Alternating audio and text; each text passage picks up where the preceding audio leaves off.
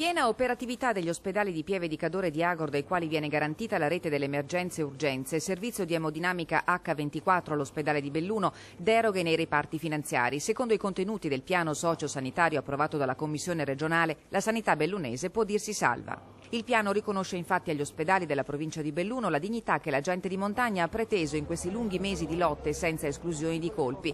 Un capitolo significativo riguarda le risorse. Se il piano da un lato si limita a impegnare la Regione a garantire nel proprio territorio i livelli essenziali di assistenza stabiliti dalla normativa nazionale, dall'altro stabilisce alcuni principi cardine nel riparto del fondo annuale. Le ULSE saranno finanziate sulla base delle quote capitarie, cioè in base al numero di abitanti, distribuzione per età e prevalenza delle principali patologie croniche nel territorio di riferimento.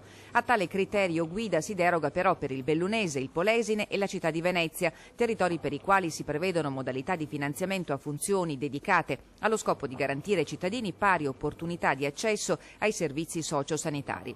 Ogni rete ospedaliera provinciale sarà articolata in 2 livelli: un ospedale di riferimento hub provinciale che sarà integrato da presidi ospedalieri di rete di secondo livello articolati su più sedi, tarati per un bacino di circa 200.000 utenti e dotati di pronto soccorso e specialità di base come chirurgia generale, medicina interna, oncologia, cardiologia con unità coronarica, ostetricia, ginecologia, pediatria, ortopedia, terapia intensiva, neurologia, urologia, psichiatria, geriatria e servizi di diagnosi e cura. Particolare riconoscimento è garantito a quei presidi di rete che sono punti di riferimento anche per pazienti delle regioni confinanti, come ad esempio Feltre. Il perno della rete territoriale saranno i distretti, uno ogni 100.000 abitanti, fatte salve le aree montane e le aree a bassa densità abitativa, destinati a essere porta di accesso ai servizi delle ULSE e centri di coordinamento di tutti i servizi territoriali.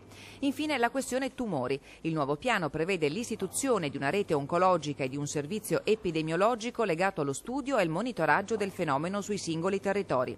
Le ricadute bellunesi sono importanti, vista anche l'incidenza alta del fenomeno nelle nostre valli, certificata dal piano stesso.